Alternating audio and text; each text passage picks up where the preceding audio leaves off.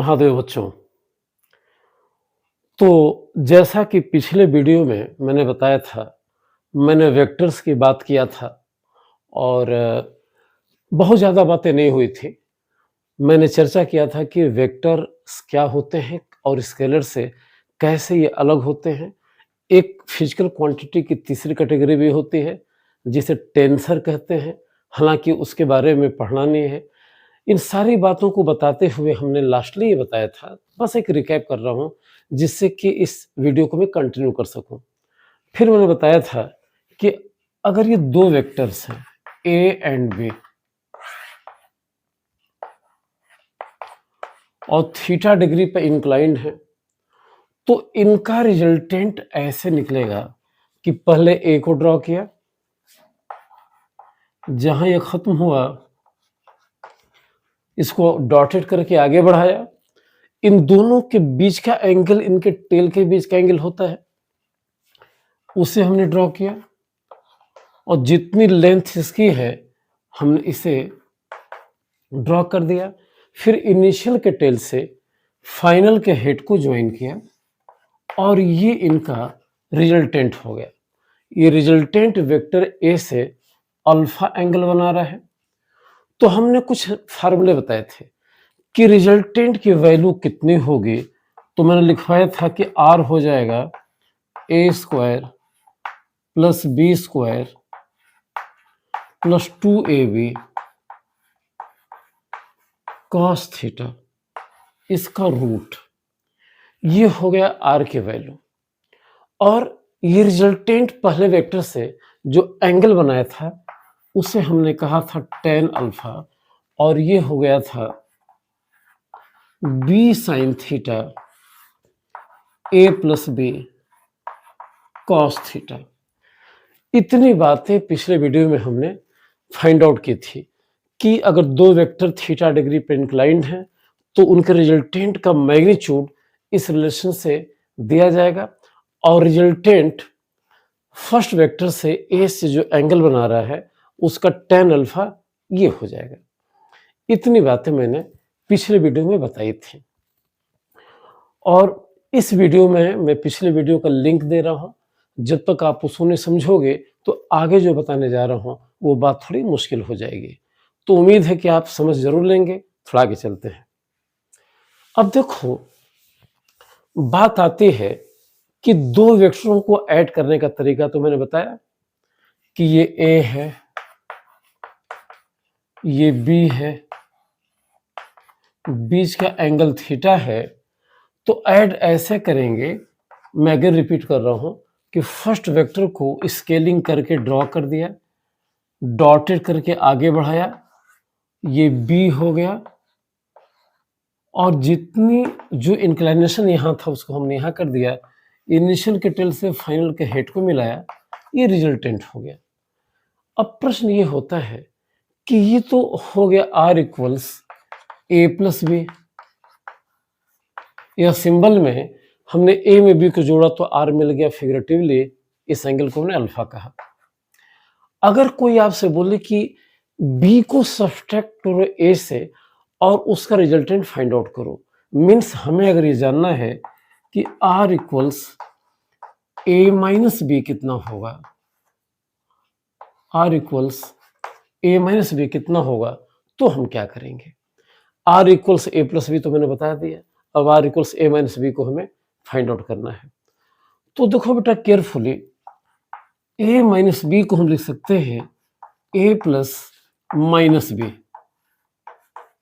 Means हमने ए में B का जस्ट ऑपोजिट ऐड किया।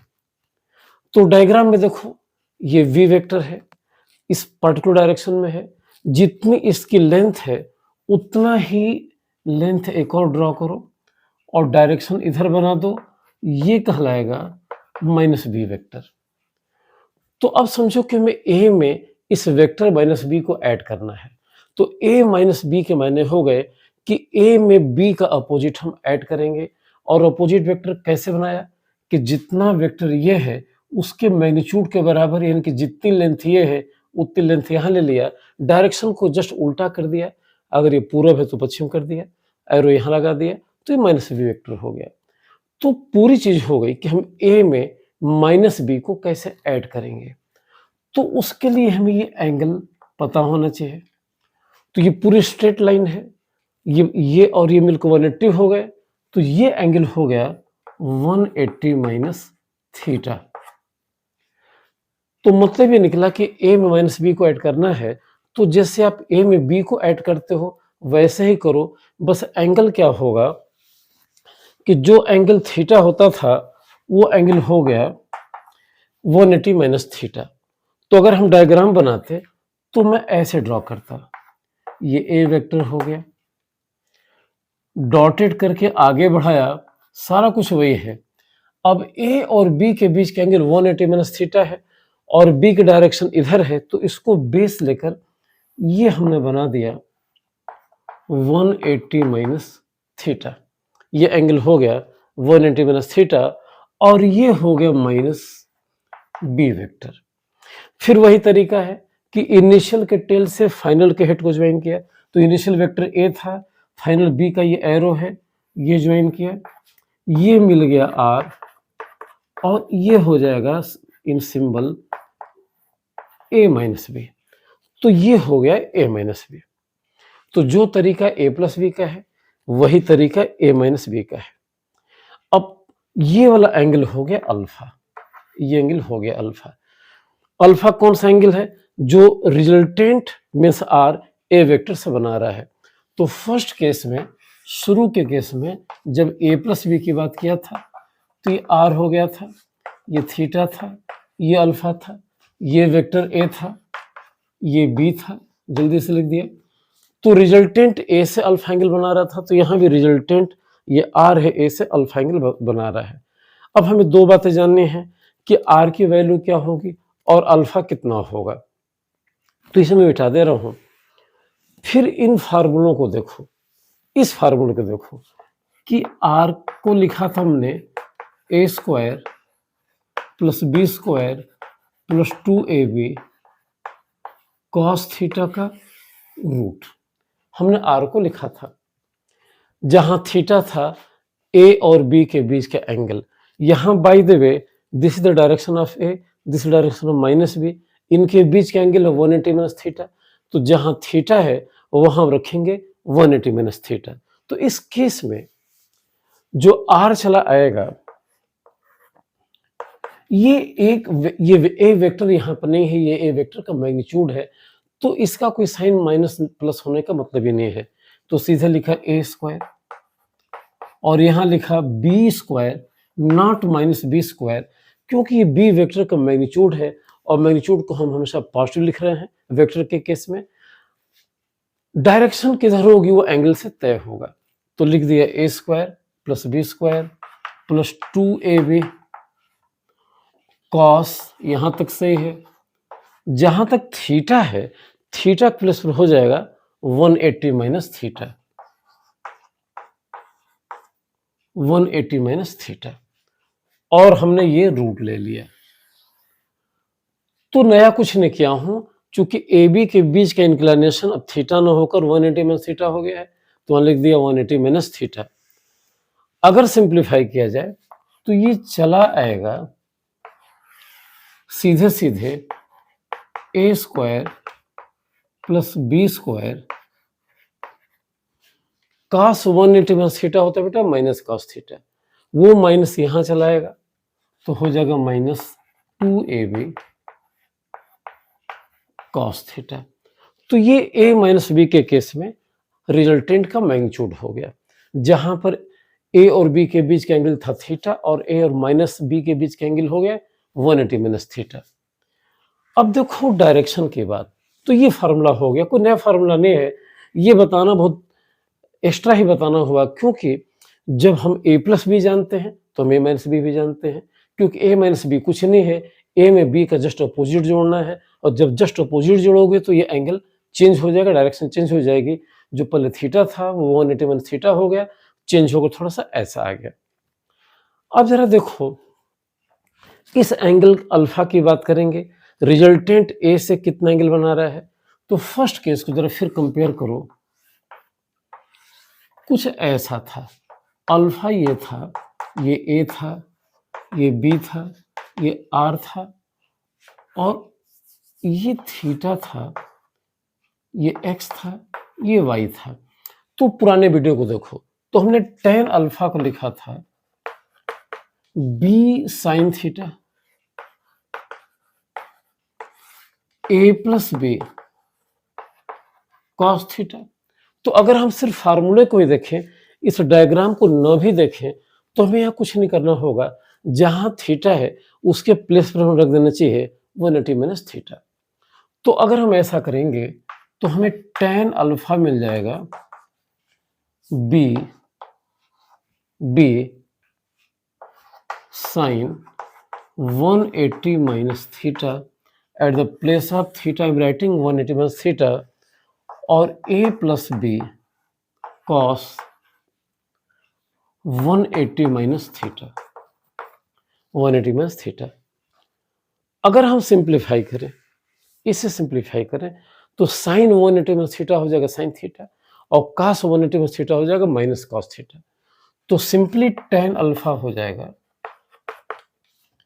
B sine theta A minus B cos theta और अल्फा हो जाएगा, और अल्फा हो जाएगा सीधे सीधे tan इनवर्स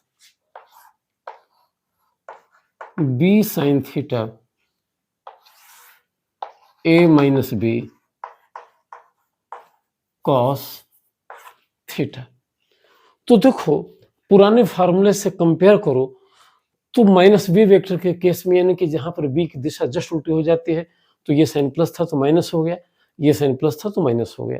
ये डायरेक्शन निकालने का तरीका हो गया, ये मैग्नीट्यूड निकालने का तरीका हो गया। लेकिन थोड़ा सा ध्यान दो कि इनमें से कोई बात नई नहीं है। अगर आप फर्स्ट वेक्टर यानी कि ए और बी के बीच का एंगल थीटा है, उस फार्मूले का यूज आप कर सकते हो। तो बस एंगल ही तो चेंज हो रहा है, तो एंगल को चेंज करोगे तो ये और ये चला आएगा। फिर अल्टीमेटली मैंने बताया था कि अल्फा कोई फाइनल डायरेक्शन नहीं है रिजल्टेंट को बताने की, वो तो ए वेक्टर से डायरेक्शन हो गई। अगर बी से देखें तो डायरेक्शन चेंज हो जाएगी। तो इन तमाम बातों को दिमाग में रखो तो बातें और ज़्यादा क्लियर होंगी। अब इन सारी चीज़ों को क्लैरिफाई करने के लिए जरूरी है कि मैं कुछ क्वेश्चंस लूं। तो 2-3 क्वेश्चन मैं लेता हूं और अभी तक जो मैंने पढ़ाया है, क्या पढ़ाया है कि कैसे दो वेक्टरों को ऐड करेंगे और दो वेक्टरों का जो रिजल्टेंट मैथमेटिकली आएगा उसे कैसे राइट डाउन करेंगे। इन पर हम कुछ क्वेश्चंस लेते हैं जो आईआईटी जोगर में आ चुके हैं। तो उन क्वेश्चनों को मैं ले रहा हूं। तो देखो बेटा, एक क्वेश्चन मैं ले रहा हूं जो जेई मेन 2015 में, अगर मैं भूल नहीं रहा हूं तो 2015 में आया है। उस क्वेश्चन को मैं राइट डाउन कर रहा हूं, थोड़ा सा चेंज करके ऑप्शन छोड़कर सिर्फ रिजल्ट मतलब क्या होना चाहिए मैं लिख रहा हूं। तो इस क्वेश्चन को जरा मेरे साथ राइट डाउन करो और देखो हम इसको कैसे मिलकर सॉल्व करेंगे। तो देखो क्वेश्चन क्या है, see two forces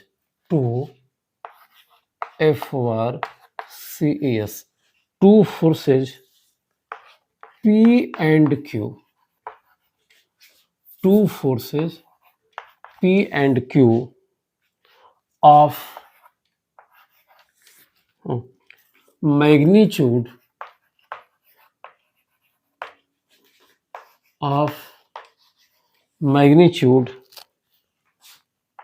2F and 3F, 2F and 3F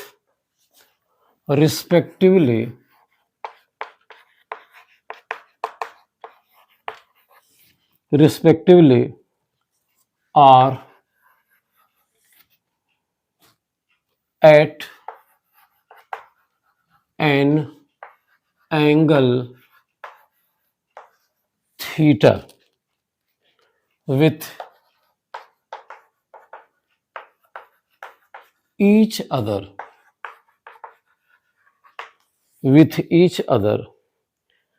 if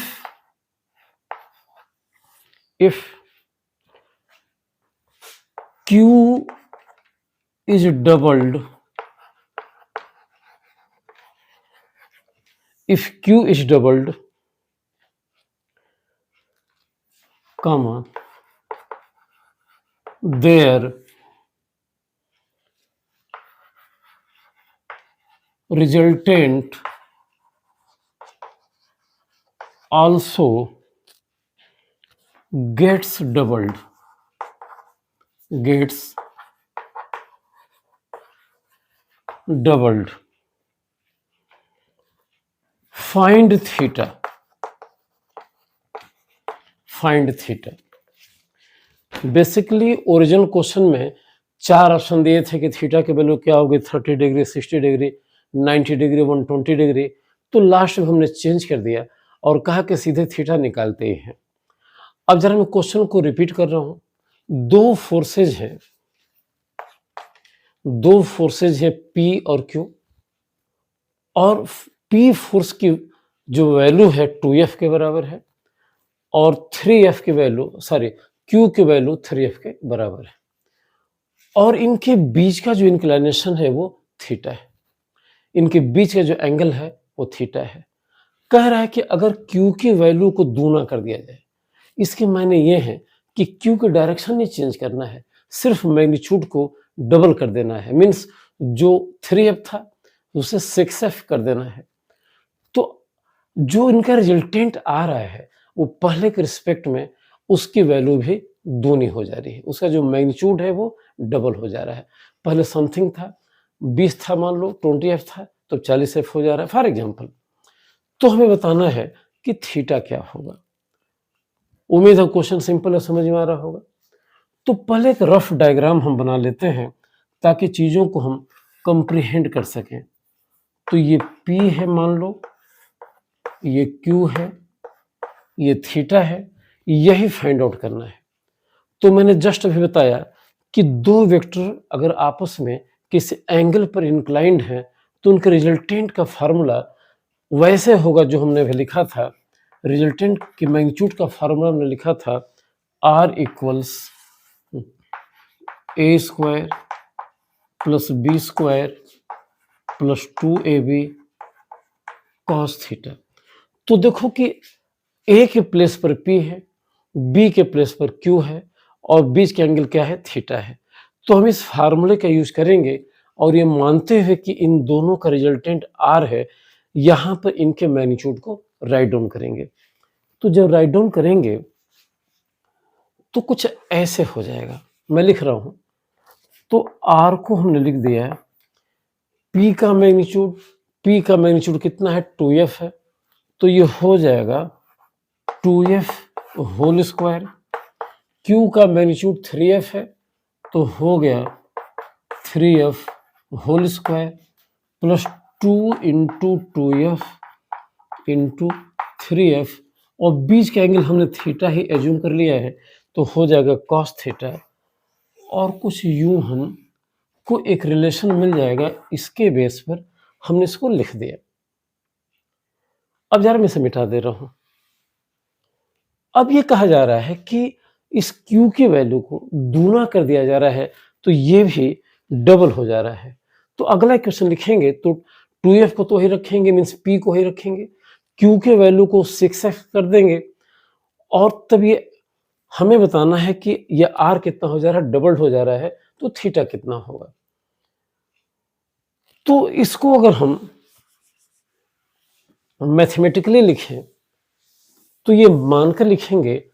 अच्छा, यहां पर बात के केस में जब P वही है और Q डबल हो जा रहा है तो उनके बीच का इंक्लिनेशन नहीं चेंज हो रहा है, कुछ ऐसा हो जा रहा होगा कि पहले ये 2F था, ये 3F था, ये थीटा था, अब इसी को हमने डबल कर दिया, 6F कर दिया, तो देखो ये थीटा नहीं चेंज हुआ, कहीं ना रहे, रिजल्टेंट की वैल्यू चेंज हो गई होगी, और रिजल्टेंट का जो इंक्लिनेशन P से है यानी कि 2F से है वो चेंज हो गया होगा, और फिलहाल हम उसके बारे में बात ही नहीं करनी है, हमें तो इनके बीच का एंगल बताना है। तो जो अगला क्वेश्चन लिखेंगे उसमें ये चीज दूरी हो जा रही है, तो जहां रिजल्टेंट का मैग्नीट्यूड R था, अब मैं लिख रहा हूं 2R, तो हो जाएगा 2R और 2f यानी कि p की वैल्यू चेंज नहीं हो रही है, तो हमने 2f रहने दिया। ये चेंज होकर 6f हो गया, तो 6f का स्क्वायर हो गया plus 2 into 2f into 3f into cos theta का रूट। ये क्वेश्चन के हिसाब से दूसरी कंडीशन हो गई। अब हम इन्हें सॉल्व करना है, तो देखो सॉल्व करना बड़ा इजी है। इक्वेशन 1 से हमने लिखा, ये इक्वेशन 1 हो गया, इसे मैं रीराइट कर रहा हूं, तो देखो ये हो जाएगा 4f स्क्वायर, ये हो जाएगा 9f स्क्वायर, तो 9 4 13f स्क्वायर हो गया। तो इसके जगह पर 4f square 9f square 13f square लिख दिया। और देखो 2 इंटू 2 इंटू 3 12, तो ये हो गया 12 f स्क्वायर कॉस थीटा। तो ये मान लो कि इक्वेशन हमने 1 की जगह 3 रख दिया चेंज करके, तो ये ऐसा आ गया। अब देखो इसे भी सिंप्लीफाई करेंगे, तो 2r को 2r रहने दिया, ये हो जाएगा 4f स्क्वायर 36f स्क्वायर, तो 36 और 4 मिलकर हो गए 40f स्क्वायर, 4 इसका हो गया 36 इसका हो गया, तो 40f स्क्वायर हो गया। और यहां देखो थोड़ा गलत लिख दिया था, ये 6f है, तो अब ये हो जाएगा 2 दूनी 4 6 24 f स्क्वायर कॉस थीटा। और हमने इसको इक्वेशन 4 कहा, तो 1 3 में रिड्यूस हो गया और 2 4 में रिड्यूस हो गया। अब हम क्या करें, सीधे सीधे आप मैथ्स पढ़ते हो, इसका स्क्वायर कर दें, इसका स्क्वायर कर दें। तो देखो जब इसका स्क्वायर करोगे तो you are getting R square equals, सिर्फ रूट हट जाएगा 13f square 12f square cos theta, इसको कर दिया तो ये हो जाएगा 4r स्क्वायर और ये हो जाएगा 40f स्क्वायर और ये हो जाएगा 24 कॉस स्क्वायर थीटा। तो ये कुछ ऐसे हो गए।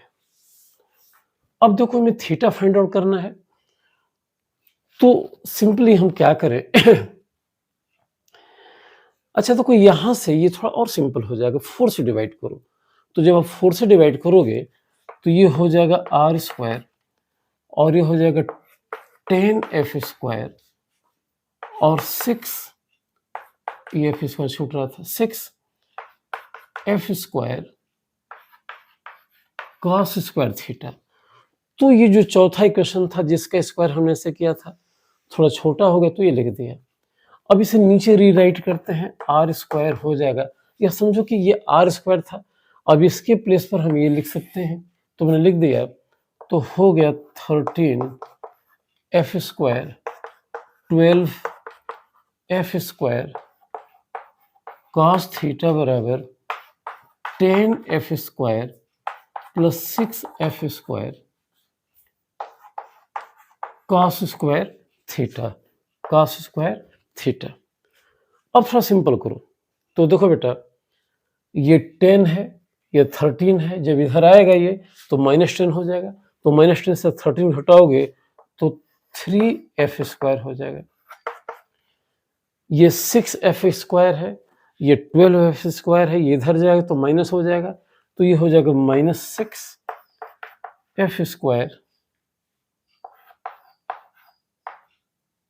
सॉरी कॉस तो स्क्वायर है ही नहीं ना, मैंने कहीं गलत लिख दिया, कॉस तो स्क्वायर है ही नहीं, कॉस स्क्वायर नहीं है, ये गलती होती चली गई, चलो कोई बात नहीं।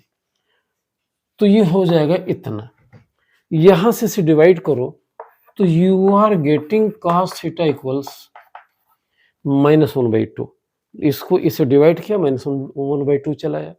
अब ये याद होना चाहिए कि कॉस की कौन सी वैल्यू -1/2 होती है, तो कॉस की वैल्यू 1/2 होती है 120 डिग्री, तो थीटा हो जाएगा 120 डिग्री।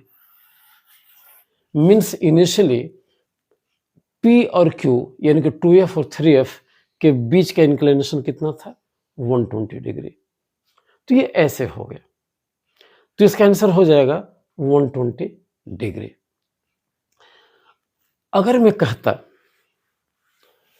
कि जरा इसको ज्योमेट्रिकली ड्रॉ करके दिखाओ, कैसे ड्रॉ करोगे? तो देखो, दिस वाज P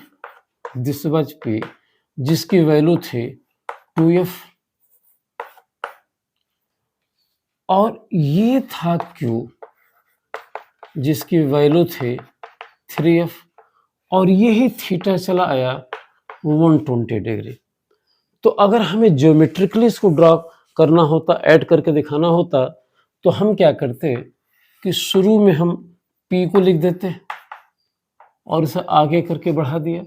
ये एंगल हम लेते 120 डिग्री और ये Q वेक्टर हो गया। अब इनिशियल के टेल से फाइनल के हेड को हम ऐसे ज्वाइन करते तो ये रिजल्टेंट आता। तो बाय द वे अगर ज्योमेट्रिकली इसको ड्रॉ करना होता है तो थीटा अगर निकल जाता तो हम ऐसे इसको ड्रॉ कर लेते अगर पूछते तो। फिलहाल उन्होंने पूछा नहीं है, उन्होंने एंगल पूछा था, तो एंगल हो गया 120 डिग्री। ओके बेटा, अब मैं क्वेश्चन दूसरा ले रहा हूं। ये 2017 एडवांस का क्वेश्चन है, सिंपल सा है, जरा देख लेते हैं, राइट डाउन करते हैं।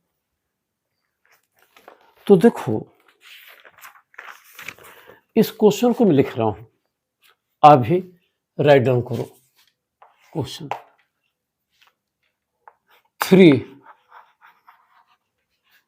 3 vectors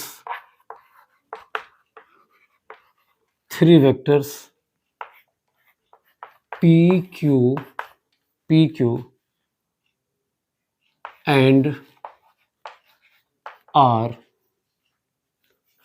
are shown in the given figure। ये फिगर अभी मैं बना दूंगा। Let S be any point, let S be any point on the vector R,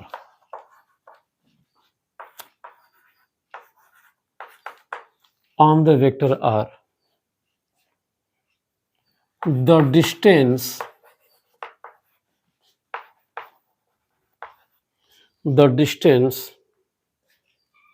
between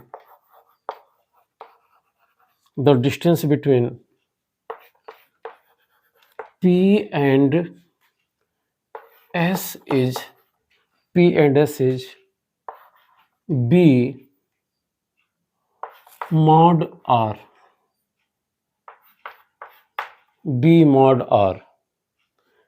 then THEN। उन्होंने 4 ऑप्शन दिए हैं और एक डायग्राम बनाया है। तो पहले मैं डायग्राम बना दूं, फिर मैं ऑप्शन दे रहा हूं। डायग्राम बेटा कुछ ऐसे है, थोड़ा और मैं बड़ा बना दूं। डायग्राम ऐसे है, this is Y axis, this is X axis and this is O।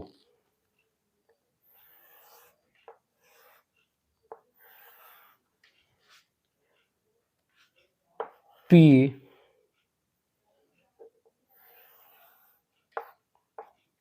S Q।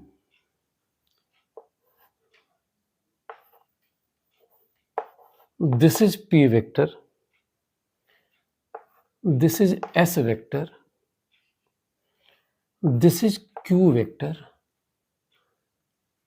and this PS is equal to B mod R vector। और उन्होंने यहाँ डायग्राम में बनाया है कि R vector equals P minus Q, R vector equals P minus Q। Okay, तो first option ये दिया उन्होंने, ए ऑप्शन दिया। ए ऑप्शन है S vector equals 1 minus B square P vector plus B Q vector. B option है S vector equals B minus one P vector plus B Q vector. C option है S vector equals 1 minus B P vector plus B Q vector. और last option है D equals S vector 1 minus B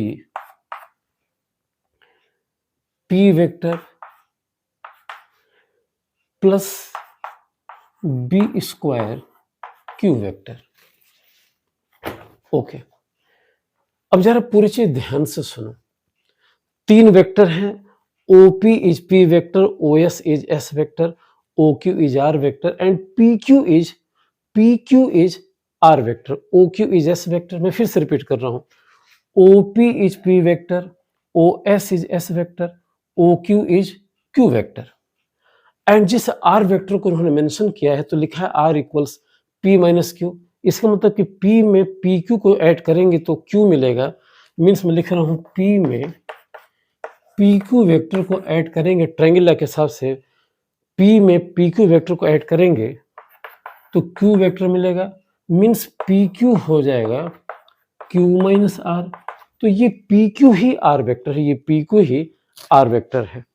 तो मैं इसे मिटा दे रहा हूं थोड़ा सा, तो दिमाग में आइडिया आ गया कि ये PQ ही R वेक्टर है। इसका ये सेगमेंट, इसकी लेंथ होगी B R वेक्टर का मॉड इन्होंने लिखा है। तो ये जो लेंथ हो जाएगी, अगर हम जानना चाहें तो इस पूरे में से इसको हटाएंगे तो ये मिल जाएगा। अब हमें इन चारों रिलेशन में बताना है कि कौन सा रिलेशन सही है। तो देखो, मैं यहां तक मिटा दे रहा हूं,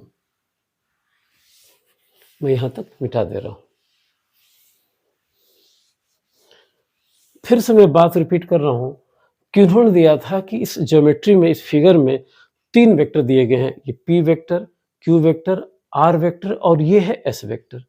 S पॉइंट है इस PQ लाइन पर और PQ क्या है, R वेक्टर है। इतने हिस्सा B माइनस R वेक्टर के मॉड के बराबर है। ये जो PS है ये B R मॉड के इक्वल है और R वेक्टर जो हो जाएगा वो P में से Q घटाने से मिलेगा। तो हमें 4 ऑप्शन में से बताना है कि कौन सा सही होगा इन 4 ऑप्शन में। तो कुछ भी नया नहीं है, हमें triangle law of addition of vectors जानना चाहिए। तो देखो, अगर हम केयरफुली चले तो ये P वेक्टर है, P वेक्टर में अगर PS को ऐड करें तो हमें OS वेक्टर मिलेगा। यानी कि अगर हम इस ट्रायंगल की बात करें, तो एक वेक्टर OP को हमने P वेक्टर मान लिया, PS को हमें कोई और वेक्टर मान ले रहे हैं जिसकी वैल्यू इतनी दी गई है, और हमने OS को S वेक्टर माना। तो ट्रायंगल लॉ के हिसाब से हो जाएगा कि OP vector plus PS vector, OP vector plus BS vector equals OS vector. अब OP कुछ नहीं है, OP है P वेक्टर, PS कुछ नहीं है। अगर PS को वेक्टर माना जाए तो ये हो जाएगा BR। तुमने लिखा B और या भी PS को PS रहने दो, और OS हो गया S वेक्टर। अब यहां से S वेक्टर मिल गया P vector plus PS vector. मैं जरा इसे मिटा दे रहा हूं, सॉरी। तो S वेक्टर मिल गया, मैं यहां लिख रहा हूं S वेक्टर मिल गया P vector plus PS vector. अब देखो, मैं S मिल गया, P भी मिल गया, अब देखें कि PS है कितना।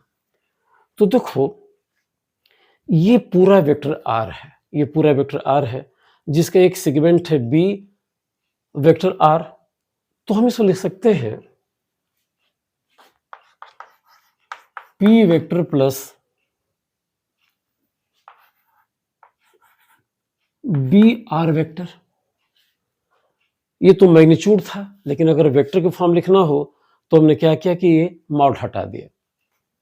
अब जरा केयरफुली देखो, P को P रहने दिया, B को B रहने दिया, R की जगह लिख दिया P माइनस Q, R की जगह लिख दिया P माइनस Q और थोड़ा सा सिंप्लीफाई किया, सॉरी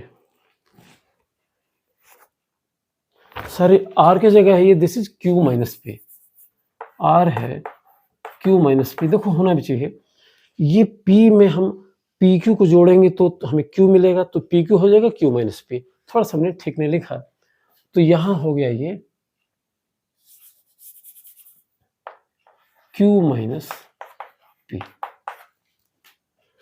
अब सिंपल करो, तो सिंपल किया तो ये हो गया P BQ minus BP vector. P और माइनस BP में हमने कॉमन लिया तो 1 माइनस B P वेक्टर मिल गया प्लस B Q वेक्टर मिल गया और ये S वेक्टर मिल गया। तो इस हिसाब से C ऑप्शन हमारा सही ठहरता है। मैं फिर से एक बार समझा दूं, इस क्वेश्चन में नया कुछ नहीं किया गया था, थोड़ा हमसे ये गलती हो गई थी। ये P वेक्टर है, ये Q वेक्टर है और उन्होंने लिखा कि R vector Q minus P के बराबर है। तो R तभी Q माइनस P के बराबर होगा जब हम ट्रायंगल लॉ से चलें और लिखें P vector PS PQ vector equals Q vector, तो PQ ही R कहलाएगा और हो जाएगा Q माइनस P। ये हिस्सा R वेक्टर के मैग्नीट्यूड का B टाइम्स है, इतना हिस्सा। हमने नया कुछ नहीं किया, हमने कहा कि इस ट्रायंगल में OPS ट्रायंगल में हम ट्रायंगल लॉ को फॉलो करेंगे, तो ट्रायंगल लॉ को फॉलो करेंगे तो P में हम PS को ऐड करेंगे तो हमें S वेक्टर मिल जाएगा। तो हमने वही लिखा था, P में PS को ऐड किया तो S वेक्टर मिल गया। अब हमने कहा कि PS कुछ नहीं है, PS कुछ नहीं है, एक छोटा सा वेक्टर है BR वेक्टर है। ये मॉड था, मॉड हटा दिया, BR वेक्टर है, लेकिन R क्या है Q माइनस P है, तो लिख दिया, तो फाइनली ये चला है। तो क्या देखा कि चीज़ें उतनी टफ नहीं है, काफ़ी सिंपल हैं, बस हमें थोड़ा पेशेंस के साथ इनको माइन्यूटली ऑब्जर्व करना चाहिए। तो ये जेईई एडवांस 2017 का क्वेश्चन था, triangle law of addition of vector से हो जाता, ये ज्योमेट्री आप ऑलरेडी जानते हैं, तो ये बड़े आराम से हो गए। बेटा ऐसे तमाम क्वेश्चन हैं और इन कमिंग टाइम हम इनको लेंगे। अभी फ़िलहाल हम यहीं पर रोक रहे हैं और ये कहते हुए कि पिछले वीडियो से लेकर अब तक जो मैंने बताया है, अगर उसे रिकैप करूं तो मैंने कुछ नया नहीं बताया है, सिर्फ ये बताया है कि दो वेक्टरों को ऐड करेंगे तो उनका ज्योमेट्रिकल मेथड क्या है, उनका मैथमेटिकल रिजल्टेंट कितना चलाएगा, एंगल वगैरह क्या होगा, और उसके बेस पर हमने दो क्वेश्चन लिए। अब आगे हम बात करेंगे कंपोनेंट ऑफ वेक्टर की नए वीडियो में। तब तक मैं आपसे रिक्वेस्ट करूंगा कि थोड़ा चैनल को लाइक करो, सब्सक्राइब करो, शेयर भी करो बेटा। फिर मिलते हैं नए वीडियो के साथ। महादेव।